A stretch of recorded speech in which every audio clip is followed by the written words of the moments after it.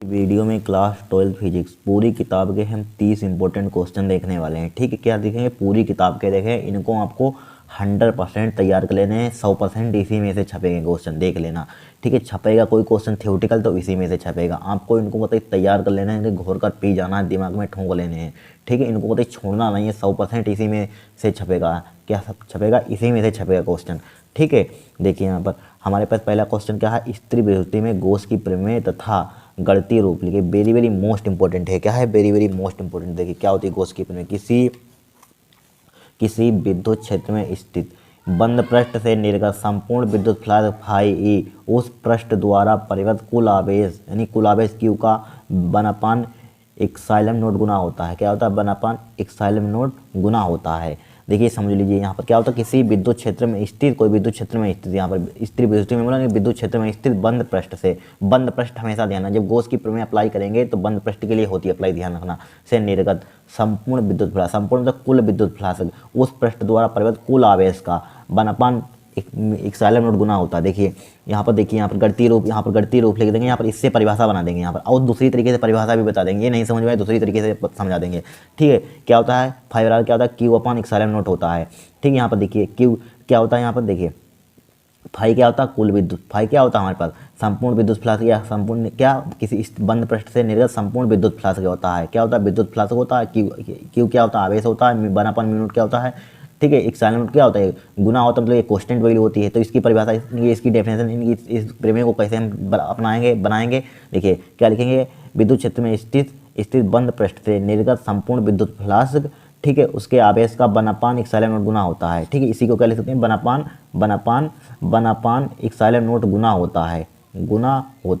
या इस टाइप से आपको डेफिनेशन नहीं समझ में आई, मतलब प्रमेय नहीं समझ में, आप इस टाइप से लिख सकते हैं। किस टाइप से लिख सकते हैं? आप लिख लेना। देखिए किसी बंद पृष्ठ से गुजरने वाला कुल विद्युत फ्लक्स, ठीक है, किसी बंद पृष्ठ से गुजरने वाला कुल विद्युत फ्लक्स, ठीक है, उस पृष्ठ द्वारा कुल आवेश का बनापान म्यू नॉट गुना होता है। इस टाइप से आप परिभाषा लिख देंगे, पूरा आपको नंबर मिलेगा। ठीक, किस टाइप से लिखेंगे? सिंपल भाषा में ये नहीं समझ में आए तो दूसरी छोड़िए किताबी भाषा। इस टाइप से लिखना, किसी बंद पृष्ठ से गुजरने वाला कुल विद्युत फ्लक्स, उसके आवेश का बनापान इप्सिलॉन नॉट गुना होता है।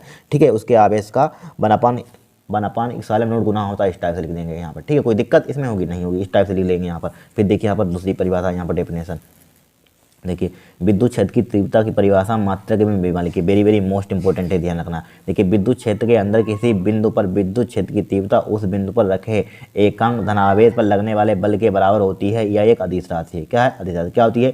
विद्युत क्षेत्र के अंदर किसी बिंदु पर विद्युत क्षेत्र की तीव्रता, क्या किसी बिंदु पर विद्युत क्षेत्र की तीव्रता उस बिंदु पर रखे एकांक धनावेश पर लगने वाले बल के बराबर होती है। हम देखिए अगर विद्युत क्षेत्र की तीव्रता आपने अच्छी स्थिति में पड़ी होगी, अच्छी स्थिति में पड़ी होगी, बिंदु आवेश के कारण विद्युत क्षेत्र की तीव्रता पड़ी होगी। देखिए किसी बिंदु पर निकालते हैं, यही लिखा होगा कि विद्युत क्षेत्र के अंदर किसी बिंदु पर अंदर होता किसी बिंदु पर विद्युत क्षेत्र की तीव्रता उस बिंदु पर रखे, कोई बिंदु पर रखे एकांक, जो एक आवेश रखा हुआ, एकांक धनावेश रखा हुआ, उस पर लगने वाले बल की क्या होती है? बराबर होती है। देखिए बराबर है यहाँ पर। तो किस टाइप से परिभाषा है?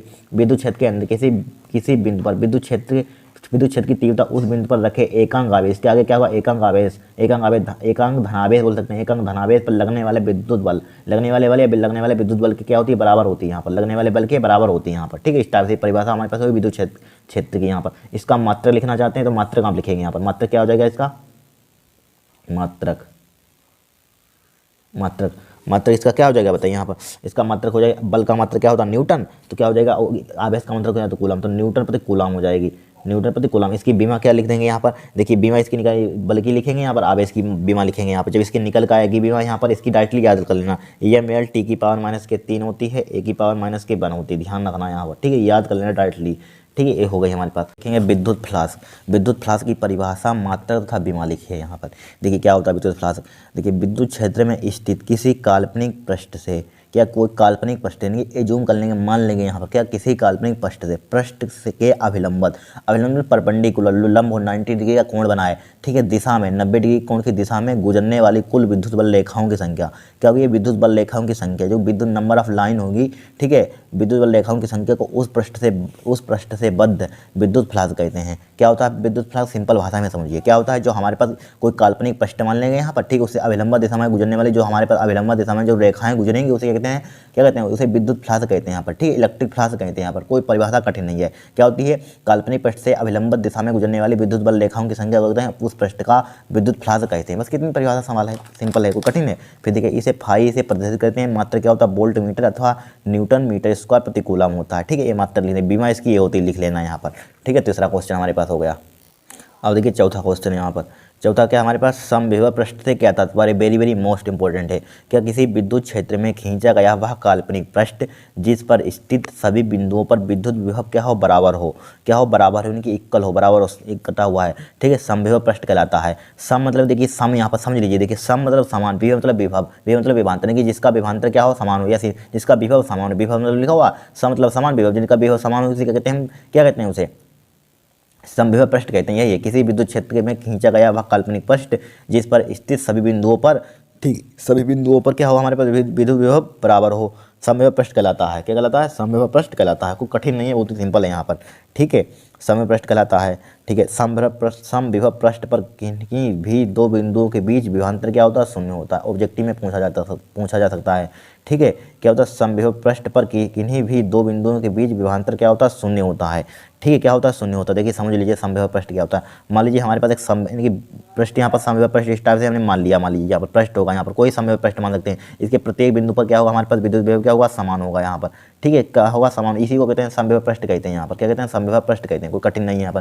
क्या है, किसी विद्युत क्षेत्र में खींचा गया वह काल्पनिक पृष्ठ जिस पर स्थित सभी बिंदुओं पर विद्युत विभव क्या हो, बराबर हो, समविभव पृष्ठ कहलाता है, ठीक है, समविभव पृष्ठ कहलाता है। समविभव पृष्ठ पर किन्हीं दो बिंदुओं के बीच विभवांतर क्या होता है, शून्य होता है, जैसे गोला मान सकते हैं यहाँ पर, क्या मान सकते हैं, गोला मान सकते हैं, ठीक है, लिख लीजिए चौथी परिभाषा यहाँ पर। अब देखिए पांचवा क्वेश्चन, विद्युत विभव की परिभाषा मात्रा तथा विमीय सूत्र लिखिए यहाँ पर, क्या लिखिए, विमीय सूत्र लिखिए। देखिए क्या होता है, विद्युत क्षेत्र के अंदर किसी बिंदु पर विद्युत विभव उस बिंदु तक एकांक धनावेश को अनंत से लाने में किए गए कार्य के क्या होता है, बराबर होता है। यह एक अदिश राशि है यहाँ पर, क्या है, विद्युत, सिंपल भाषा में जो विद्युत क्षेत्र के अंदर किसी बिंदु पर लाएंगे, किसी बिंदु पर विद्युत विभव उस बिंदु तक एकांक धनावेश को अनंत से लाएंगे, क्या लाएंगे, अनंत से लाने में जो कार्य के क्या होता है, बराबर होता है, यह क्या है, क्या कहलाता है यहाँ पर, विद्युत विभव कहलाता है, ठीक है। विद्युत क्षेत्र के अंदर किसी बिंदु पर विद्युत विभव उस बिंदु तक एकांक धनावेश को अनंत से लाने में किए गए कार्य के क्या होता है, अनंत से लाने में किए गए कार्य के क्या होता है, बराबर होता है। कोई विभव लाएंगे एकांक धनावेश का अनंत, क्या एकांक धनावेश होगा हमारे पास, एकांक धनावेश को अनंत से लाने में जो कार्य के बराबर होता है, क्या होता है, कार्य के बराबर होता है, यह एक अदिश राशि है। बी बराबर क्या होता है, W/Q0 होता है। क्या विद्युत क्षेत्र के अंदर किसी बिंदु पर विद्युत विभव उस बिंदु तक एकांक धनावेश को अनंत से लाने में जो कार्य होता है, क्या होता है, वर्ग होता है, क्या होता है, वर्ग होता है, कार्य के क्या होता है, बराबर होता है। यहाँ पर अनंत से लाने में जो किए गए कार्य के जो कार्य होता है उसके क्या होता है, बराबर होता है, विभव बराबर है। यहाँ पर बी वाला फॉर्मूला क्या होता है, W/Q, इसका मतलब क्या होता है, कार्य का जूल होता है, जूल प्रति कूलम। इसी को कैसे लिखते हैं, वोल्टेज की विभव क्या होती है, EML² T⁻³ E⁻k1। बताइए, तो कठिन है पर नहीं समझ में आया, फिर से वीडियो में आप कमेंट करना कहाँ पर नहीं समझ में आया, ठीक है। फिर देखिए एक फेरेड की परिभाषा लिखिए यहाँ पर, वेरी वेरी मोस्ट इंपॉर्टेंट है। क्या होता है, एक फेरेड उस चालक की धारिता होगी जिसको 1 कूलम आवेश देने पर उसके विभव से 1 वोल्ट की वृद्धि कर दें। क्या एक फेरेड उस चालक की धारिता होगी, क्या होगी, एक फेरेड उस चालक की धारिता होगी जिसको 1 कूलम आवेश देने पर उसके विभव से 1 वोल्ट की क्या कर दें, वृद्धि कर दें, ठीक है, वृद्धि कर दें। देखिए ठीक है, इतना लिखने वृद्धि कर दें, ठीक है। सातवां क्वेश्चन देख लीजिए यहाँ पर, विभव प्रवणता से क्या तात्पर्य है, इसका मात्रक लिखिए यहाँ पर, वेरी वेरी मोस्ट इंपॉर्टेंट। क्या विद्युत क्षेत्र की दिशा में दूरी परिवर्तन के साथ विभव परिवर्तन की दर को विभव प्रवणता कहते हैं। क्या विद्युत क्षेत्र की दिशा में दूरी परिवर्तन के साथ विभव परिवर्तन की दर को कहते हैं, विभव प्रवणता कहते हैं। देखिए मात्रक क्या होता है, वोल्ट प्रति मीटर। देखिए विभव प्रवणता फॉर्मूला क्या होता है, dV/dr। इसके दूरी के सापेक्ष विभव, या डी का मतलब क्या होता है, परिवर्तन, चेंज, डिफरेंशिएशन, ठीक है। दूरी के सापेक्ष विभव परिवर्तन की दर को क्या कहते हैं, विभव प्रवणता कहते हैं। यहाँ पर देखिए विद्युत क्षेत्र की दिशा में दूरी के सापेक्ष लिख सकते हैं, या दूरी के साथ विभव परिवर्तन की दर को कहते हैं विभव प्रवणता कहते हैं। इसका मात्रक क्या होता है, वोल्ट प्रति मीटर। इसका फॉर्मूला विभव प्रवणता बराबर क्या होता है, dV/dr, ठीक है, dV/dr। यहाँ पर इस पर न्यूमेरिकल आ सकता है, ध्यान रखना। यहाँ पर सातवां क्वेश्चन हमारे पास हो गया।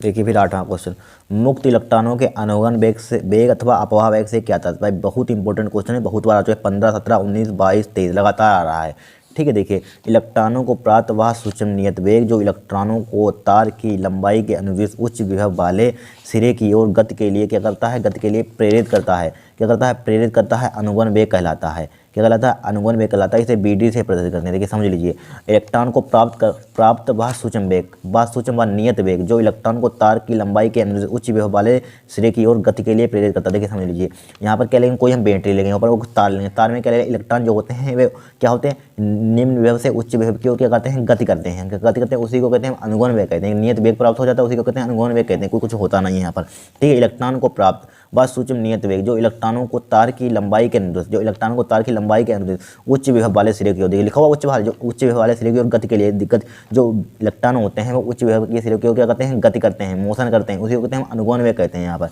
ठीक। गति के लिए प्रेरित करता है, उसे कहते हैं हम अनुगमन वेग कहलाता है, अनुगमन कहते हैं। इसे BD से प्रदर्शित करते हैं। यहाँ पर लिख लीजिए, इंपॉर्टेंट क्वेश्चन है, ठीक है।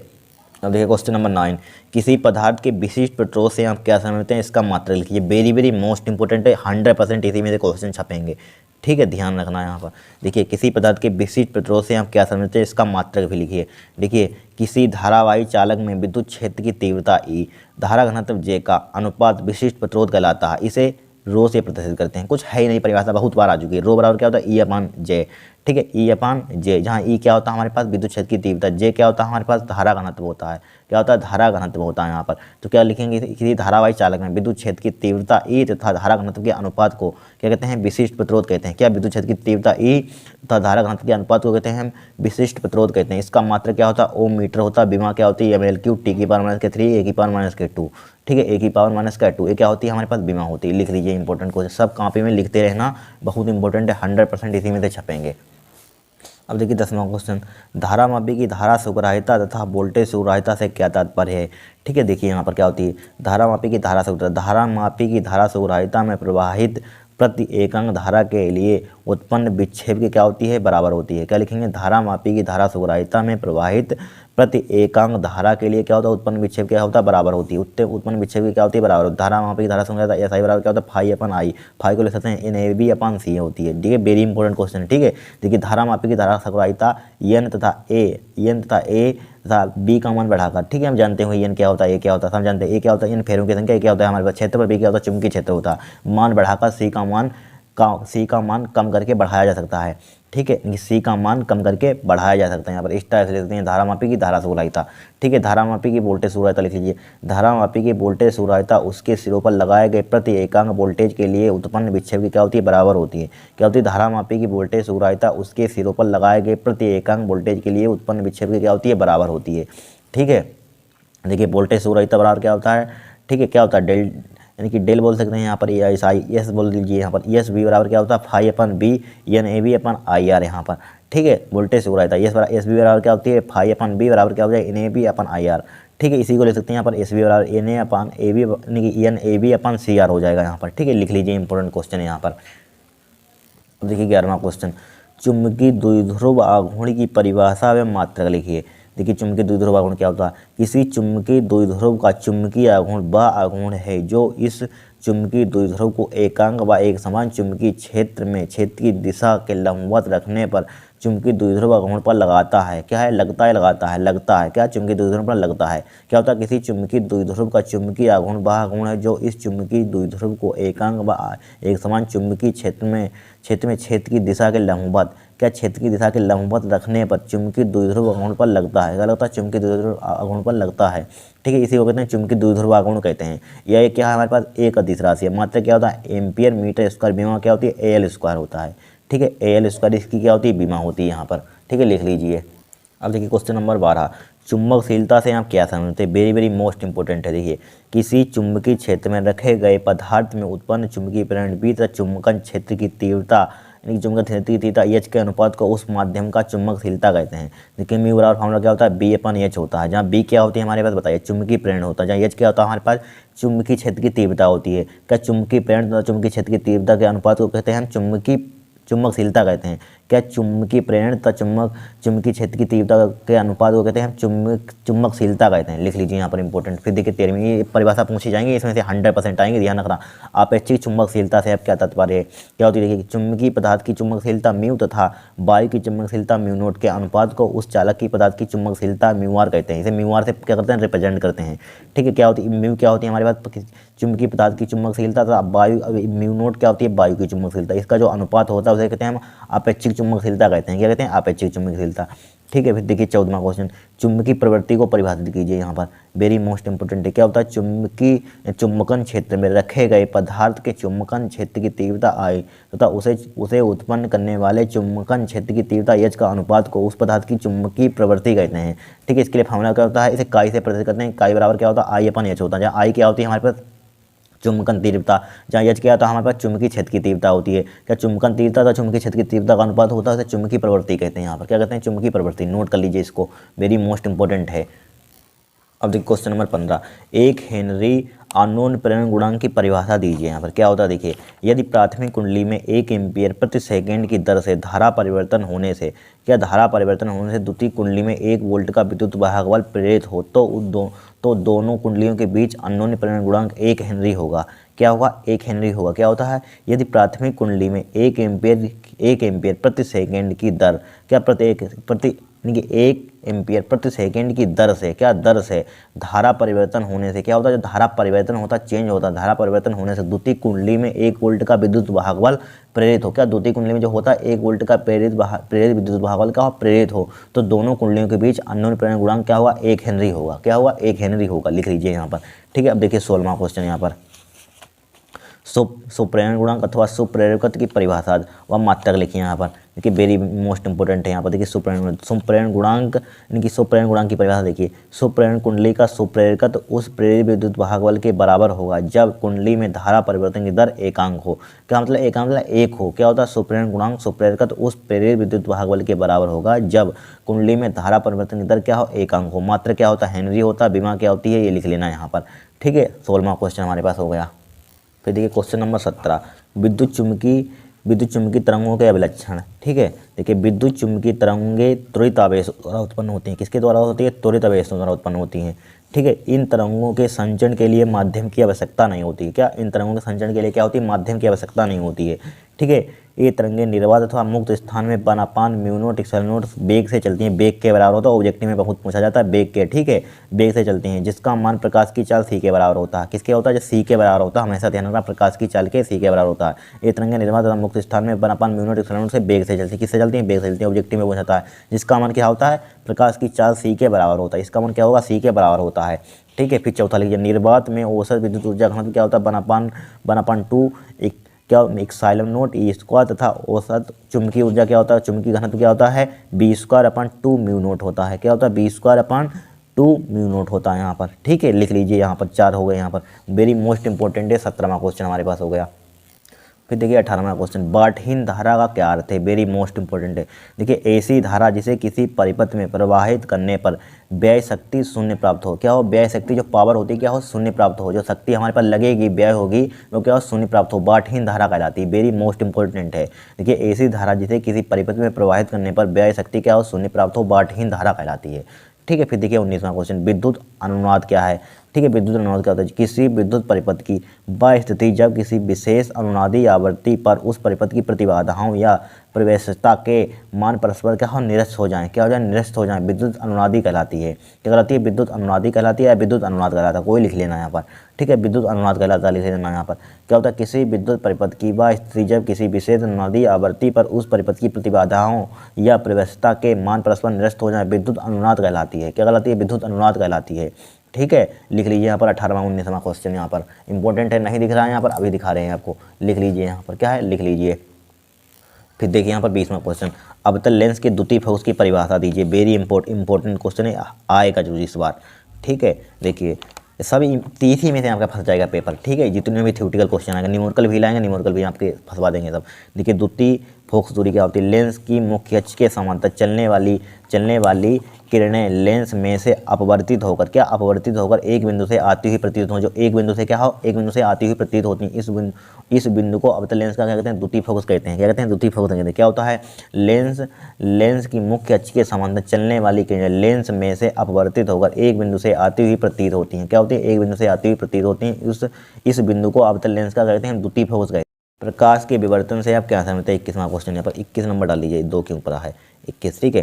क्या होता है देखिए, प्रकाश का विवर्तन, देखिए जब प्रकाश किरणें जब प्रकाश किरणें किसी पतले रेखा छिद्र अथवा किसी तीक्ष्ण अवरोध पर पड़ती हैं, क्या कहते हैं, किसी रेखा छिद्र, पतले रेखा छिद्र अथवा किसी तीक्ष्ण अवरोध पर पड़ती हैं तो वे रेखा छिद्र अथवा अवरोध के किनारों की ओर आंशिक रूप से क्या हो जाती हैं? मुड़ जाती हैं।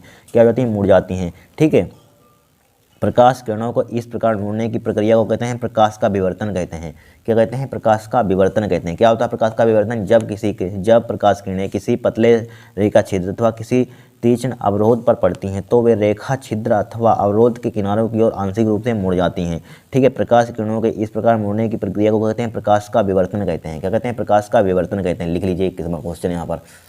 अब देखिए 22वां क्वेश्चन, कला समृद्ध स्रोत से हम क्या समझते हैं? कोहेरेंट सोर्सेज से हम क्या समझते हैं? देखिए वेरी मोस्ट इंपॉर्टेंट, कला समृद्ध स्रोत क्या होता है? ऐसे दो स्रोत जिनमें उत्सर्जित प्रकाश के बीच कलांतर नियत रहता है। क्या रहता है? कलांतर नियत रहता है, कला समृद्ध स्रोत कहलाते हैं। कला समृद्ध स्रोत एक ही मूल स्रोत से प्राप्त किए जाते हैं, ठीक। क्या होते हैं? ऐसे दो स्रोत जिनमें उत्सर्जित प्रकाश के बीच कलांतर नियत रहता है, ठीक। क्या रहता है? कलांतर नियत रहता है, कला समृद्ध स्रोत कहलाते हैं। कला समृद्ध स्रोत एक ही मूल स्रोत से प्राप्त किए जाते हैं।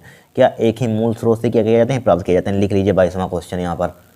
अब देखिए 23वां क्वेश्चन, वेरी इंपॉर्टेंट, इसको 24 डाल लीजिए, छपा हुआ है 100%, ठीक है। जितने हम ये क्वेश्चन बता रहे हैं इनमें से एक 100% छपा हुआ है, ठीक है। दहली आवर्ती और बताएंगे 3-4 क्वेश्चन, इनमें से 100% छपा हुआ है, ठीक है। 2 क्वेश्चन 2-3 क्वेश्चन। देखिए दहली आवर्ती से आप क्या समझते हैं? देखिए प्रकाश की वह न्यूनतम आवृत्ति जो किसी धातु से प्रकाश इलेक्ट्रॉन को उत्सर्जित करा सके। क्या कर सकते हैं? किसी धातु से प्रकाश इलेक्ट्रॉन का क्या कर सके? उत्सर्जन करा सके, या उस धातु की दहली आवृत्ति कहलाती है, ठीक है। इसे न्यू नोट से प्रदर्शित करते हैं। क्या होता है? प्रकाश की वह न्यूनतम आवृत्ति, न्यूनतम जरूर लिखना है यहाँ पर, वह न्यूनतम आवृत्ति जो किसी धातु से प्रकाश इलेक्ट्रॉन को क्या उत्सर्जन करा सके, उसे धातु की दहली आवृत्ति कहलाती है। इसे न्यू नोट से प्रदर्शित करते हैं। किससे प्रदर्शित करते हैं? न्यू नोट से प्रदर्शित करते हैं। लिख लिया 23वां क्वेश्चन, छपेंगे यहाँ पर 100% हम बता रहे हैं, ठीक है। अगर नहीं देखा आपने तो बाद में पछताएंगे, इनको नहीं तैयार किया, ठीक है। फिर देखिए यहाँ पर 24वां क्वेश्चन यहाँ पर, देखिए क्या होता है 24वां क्वेश्चन, ठीक है। वैसे इंपॉर्टेंट है, वो आ सकता है, 100% ध्यान रखना। निरोधी विभव तथा संस्था विभव से क्या तात्पर्य? इस पर न्यूमेरिकल 2023 में हर सेट में पूछा गया था, ठीक है। तो क्या कहता है? इसका मान किस बात पर निर्भर करता है? वेरी इंपॉर्टेंट है, ये न्यूमेरिकल आ जाता है हर सेट में, या परिभाषा आ जाएगी, ध्यान रखना,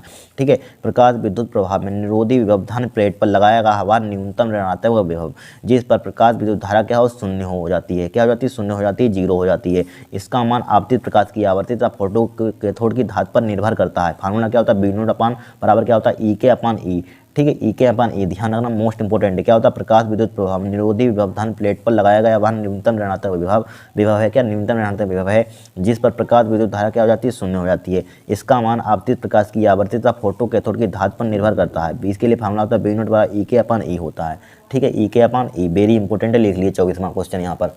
अब देखिए 25वां क्वेश्चन, किसी पृष्ठ के लिए कार्यफलन की परिभाषा दीजिए। हमने ये धातु की दहली आवृत्ति, कार्यफलन, दहली तरंग 100% लिख लीजिए, परिभाषा छपी हुई है पेपर में, आपके ध्यान रखना, ठीक है। देखिए हर साल आती हैं इन तीनों में से, ठीक है। क्या होता है? कार्यफलन को आपको परिभाषा दीजिए यहाँ पर। देखिए कार्यफलन क्या होता है? वह न्यूनतम प्रकाश ऊर्जा जो किसी पृष्ठ से इलेक्ट्रॉन उत्सर्जित कराने के लिए आवश्यक है, उस धातु का कार्यफलन कहते हैं। इसे W से प्रदर्शित करते हैं। क्या होता है? वह न्यूनतम प्रकाश ऊर्जा जो किसी पृष्ठ से इलेक्ट्रॉन उत्सर्जित करने के लिए क्या हो? आवश्यक हो, ठीक है, उस धातु का कार्यफलन कहते हैं। लिखना है वह न्यूनतम प्रकाश ऊर्जा जो किसी पृष्ठ से इलेक्ट्रॉन क्या करें? उत्सर्जित कराने के लिए क्या हो? आवश्यक हो, उस धातु का कार्यफलन कहते हैं। इसे W से प्रदर्शित करते हैं। 26वां लिख लीजिए, दहली तरंगदैर्घ्य से आप क्या समझते हैं? क्या होता है? प्रकाश की वह अधिकतम तरंगदैर्घ्य जो किसी धातु की सतह से इलेक्ट्रॉन को उत्सर्जित करा सके, इलेक्ट्रॉन को उत्सर्जित करा सके, उस धातु की दहली तरंगदैर्घ्य कहलाती है। इसे लैम्डा नोट से प्रदर्शित करते हैं। क्या होता है? प्रकाश की वह अधिकतम तरंगदैर्घ्य जो किसी धातु की सतह से इलेक्ट्रॉन को उत्सर्जित करा सके, उस धातु की दहली तरंगदैर्घ्य कहलाती है। इसे लैम्डा नोट से प्रदर्शित करते हैं। यहाँ पर लिख लीजिए, वेरी मोस्ट इंपोर्टेंट है, 100% ये परिभाषा आएंगी 3 में से, ठीक है। अब देखिए 27वां क्वेश्चन देखेंगे, ठीक है। देखिए 27वां क्वेश्चन है, 27वां देख लीजिए यहाँ पर, वेरी इंपॉर्टेंट है। नाभिकीय विखंडन नाभिकीय संलयन में क्या अंतर है? देखिए यह क्रिया साधारण ताप पर कराई जा सकती है। क्या इस क्रिया को साधारण ताप पर कराई जा सकती है? यह क्रिया केवल उच्च ताप पर ही होती है। यह क्रिया साधारण ताप पर कराई जा सकती है, यह क्रिया केवल उच्च ताप पर ही होती है, ठीक है। देखिए फिर देखिए दूसरा लीजिए, इस क्रिया में उत्पन्न ऊर्जा लगभग 200 मेगा इलेक्ट्रॉन वोल्ट होती है। इस क्रिया में उत्पन्न ऊर्जा लगभग 24 मेगा इलेक्ट्रॉन वोल्ट होती है, ठीक है। लिख लिए तीसरा लिख लिए, यह क्रिया केवल भारी तत्वों में नाभिकों में ही कराई जा सकती है। यह क्रिया केवल हल्के तत्वों के नाभिकों में ही होती है, ठीक है। यह क्रिया केवल भारी तत्वों के नाभिकों में ही कराई जा सकती है, यह क्रिया केवल हल्के तत्वों के नाभिकों में ही होती है। ठीक है। चौथा लिख लीजिए, इसमें ऊर्जा परिवर्तन की प्रतिशत क्षमता कम होती है। क्या होती है? इसमें ऊर्जा परिवर्तन की प्रतिशत क्षमता क्या होती है? कम होती है। इस प्रक्रिया में ऊर्जा परिवर्तन की प्रतिशत क्षमता क्या होती है? अधिक होती है। इसमें कम होती है, इसमें अधिक होती है। वेरी सिंपल है यहाँ पर। यह क्रिया केवल भारी तत्वों के नाभिकों में कराई जा सकती है, यह क्रिया केवल हल्के तत्वों के नाभिकों में होती है। ठीक है। इस क्रिया में उत्पन्न ऊर्जा लगभग 200 मेगा इलेक्ट्रॉन वोल्ट होती है। इस क्रिया में उत्पन्न ऊर्जा लगभग 24 मेगा इलेक्ट्रॉन वोल्ट होती है। ठीक है। यह क्रिया साधारण ताप पर कराई जा सकती है, यह क्रिया केवल उच्च ताप पर ही कराई होती है। ठीक है। लिख लीजिए यहाँ पर 27वां क्वेश्चन। फिर देखिए, नाभिक की बंधन ऊर्जा से क्या तात्पर्य है? वेरी वेरी मोस्ट इंपॉर्टेंट है। क्या होती है बंधन ऊर्जा? किसी नाभिक की बंधन ऊर्जा वह बाह्य ऊर्जा है। क्या है? वह बाह्य ऊर्जा जो नाभिक के न्यूक्लियनों को परस्पर अलग अलग करने के लिए आवश्यक होती है। क्या? अलग अलग करने के लिए आवश्यक होती है, भिन्न भिन्न करने के लिए आवश्यक होती है। ठीक है। क्या होती है? किसी नाभिक की बंधन ऊर्जा वह बाह्य ऊर्जा है जो नाभिक के न्यूक्लियनों को परस्पर अलग अलग करने के लिए क्या होती है? आवश्यक होती है। 29वां लिख लीजिए, नाभिक की द्रव्यमान छद से क्या तात्पर्य? क्या होती है द्रव्यमान छद? देखिए, किसी नाभिक का वास्तविक द्रव्यमान, उसमें उपस्थित न्यूक्लियन में क्या होते हैं? प्रोटॉन व न्यूट्रॉन होते हैं। ठीक है। द्रव्यमानों का योग क्या होता है? इसका सम योग सदैव कुछ कम होता है। क्या होता है? कुछ कम होता है। ठीक है। द्रव्यमानों को इस अंतर को कहते हैं हम द्रव्यमान क्षति कहते हैं। क्या कहते हैं? द्रव्यमान क्षति कहते हैं। इस फार्मूले को रट लेना, कहते हैं न्यूमेरिकल आएगा 3 नंबर का। ठीक है। जेड एम पी बराबर क्या होता है? A minus Z into M N बराबर क्या होता है? एम कैपिटल एन होता है। जहाँ जेड क्या होता है? परमाणु क्रमांक होता है। एम पी क्या होता है? प्रोटॉन का द्रव्यमान होता है। सब दिया होगा, आपको सिर्फ वैल्यू पुट करनी होगी। ठीक है। ए क्या होता है? द्रव्यमान संख्या होती है। एम एन क्या होता है? न्यूट्रॉनों की संख्या होती है। एम एन क्या होता है? नाभिक का द्रव्यमान होता है। ठीक है। लिख लीजिए, 100% छपेगा, न्यूमेरिकल आया, परिभाषा आएगा यहाँ पर। ठीक है। 30वां क्वेश्चन देखेंगे हम। देखिए 30वां क्वेश्चन लास्ट क्वेश्चन है, 100% इंपॉर्टेंट है। ठीक है। देखिए, किसी परमाणु के उत्तेजन विभव तथा आयनन विभव से क्या समझते हैं? ठीक है। वेरी मोस्ट इंपॉर्टेंट है। देखिए, क्या होता है उत्तेजन विभव? वह न्यूनतम त्वरक विभव जो किसी इलेक्ट्रॉन को इतनी ऊर्जा दे सके। क्या? इतनी ऊर्जा दे सके कि वह किसी परमाणु से टकराने पर, क्या टकराने पर उसे उत्तेजित कर सके। क्या कर सके? उत्तेजित कर सके। परमाणु का उत्तेजन विभव कहलाता है। क्या होता है? वह न्यूनतम त्वरक विभव जो किसी इलेक्ट्रॉन को इतनी ऊर्जा दे सके कि वह किसी परमाणु से टकराने पर, क्या किसी परमाणु से टकराने पर उसे उत्तेजित कर सके। क्या कर सके? उत्तेजित कर सके। परमाणु का उत्तेजन विभव कहलाता है। पारे का प्रथम उत्तेजन विभव क्या होता है? 4.86 वोल्ट होता है। क्या होता है? पारे का उत्तेजन विभव कितना होता है? 4.86 होता है। लिख लीजिए यहाँ पर। ठीक है। फिर देखिए, आयनन विभव। आयनन विभव क्या होता है? वह न्यूनतम त्वरक विभव जो किसी इलेक्ट्रॉन को इतनी ऊर्जा दे सके कि वह किसी परमाणु से टकराने पर उसे आयनित कर सके। क्या कर सके? आयनित कर सके। यहाँ पर क्या लिखा था? देखिए, इलेक्ट्रॉन को इतनी ऊर्जा दे सके कि वह किसी परमाणु को टकराने से उत्तेजित कर सके। यहाँ पर आयनित कर सके लिखा हुआ, भाई समझ लिया है, टकराने पर आयनित कर सके। ठीक है। परमाणु को कहलाता है आयनिक विभव कहलाता है। पारे का आयनिक विभव क्या होता है? 10.4 वोल्ट होता है। लिख लीजिए, क्या होता है? वह न्यूनतम त्वरक विभव जो किसी इलेक्ट्रॉन को इतनी ऊर्जा दे सके कि वह किसी परमाणु से टकराने पर उसे आयनित कर सके। परमाणु को आयनिक विभव कहलाता है।